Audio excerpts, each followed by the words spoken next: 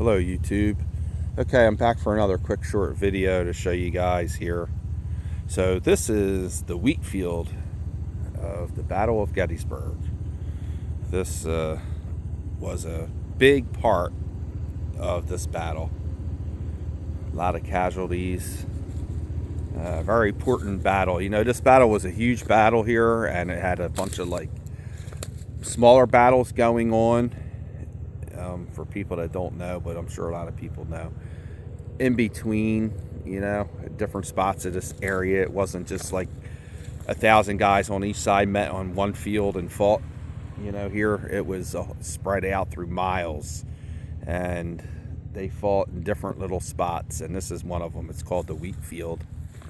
So I'm just going to show you guys a little bit. You can see the sign, wheat field. There's a monument. I can go over and look at that, but here's the wheat.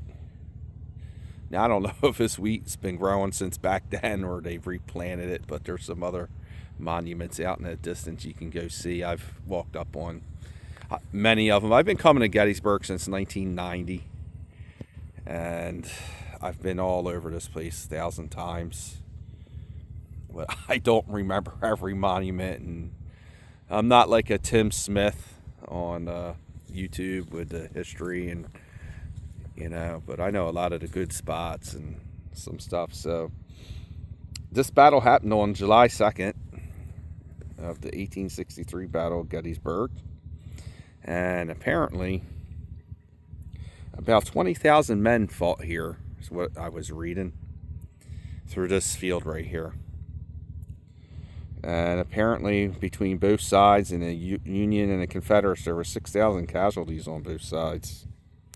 And what was bad about this part of the battle, and why it's so famous, this spot, is because there was a lot of intense hand-to-hand and close quarters fighting through here. So they weren't like spread out from a distance shooting at each other. They were literally like using their rifles as clubs, and they were using their bayonets and knives, and there's a lot of bad fighting here. And we're near the Rose Farm. And the units that fought here were Pennsylvania Reserves and the 27th Connecticut. They were two of the units that were in like major combat here. Like this was their spot to fight.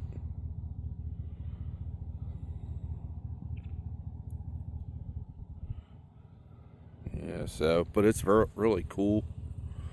I've hiked all through this, and like I said, I don't know if that wheat was here or not, but one of the Confederates was here, was Kershaw, South Carolina, and a Union, Cladwell's division.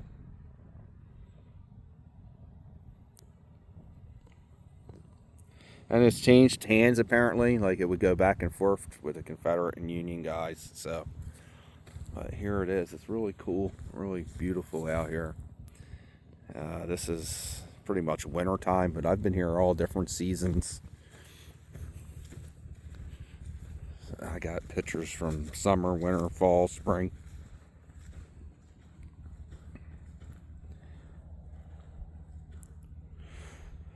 And one of the things that happened here is apparently the Union artillery had to fire over their comrades' heads to try to hit some of these Confederate positions. And I don't think it all went.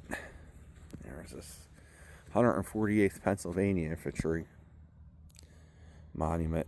I think there were some mishaps with that. I think some of that actually might have hit some in our own. A really cool monument. So, and then you can see there's a trail that goes up to some more monuments, and this is the whole wheat field through here in Gettysburg. So there is also a lot of ghost stories associated with this field. I'm sure you can look it up and find out. But this was supposedly known as one of the hot spots to come out and try to get EVPs or pictures. Or now, a few years back, I ain't going to lie to you guys, we were over. Let me see if I can zoom in. There's two cannons and a monument way over here. Okay, it's way across the wheat field. A group of friends. This is some years back, and it was after hours. You can still drive through here, but if the Park Service sees you, they're going to come over and say something. So I don't advise it, but you know, we were a little younger and a little more crazy then. So we came out here. It was probably like 1 o'clock at night, and some people had K2 meters and some EVP machines and some other things, and we did get quite a few K2 hits and EMF meter hits, and there was, I believe, a couple EVPs. So it is known for the ghosts in this particular spot. A lot of people say they see things. I never did, but I was there that night and seen that and heard some of that. So I just want to show you guys. We'll move on and show you guys some other spots on the battlefield throughout this few days we're here. We'll be uploading many more videos, so please come watch them. They'll be shot in little short segments so people don't get bored. Nobody, you know, I don't like sitting down watching a 30-minute plus video, so maybe I'm used to one to. I like a few minutes and move on to the next. So here you go. It's definitely cool to come out here and hike and walk around, and it doesn't cost any money to come visit this battlefield, unlike Antietam. To give you another fact, if you go to Antietam battlefield, which is only like an hour or so, hour and a half past here, you know, you got to pay $15 just to drive through. And I'm not saying it's not worth it, but just keep that in mind. You got to go in and pay because they will stop you. But Gettysburg's different, you know, you don't have to pay, and they have a lot of cool tours. You can get on bus tours and private tours. One of the best tours to do, I ain't going to lie, but we've done several times, that you can hire, you pay for the Rangers to come. One of them comes in your car and drives you. If you have like family, you know, like a van or a car that can hold a few people, he'll get in and drive you and give you a really good like 3-4 hour plus tour. And I forget how much it was. I think it was $45 back then, plus you give them a little tip. That's the best way, if you want my opinion, to go on a tour of the Gettysburg battlefield, hiring a ranger.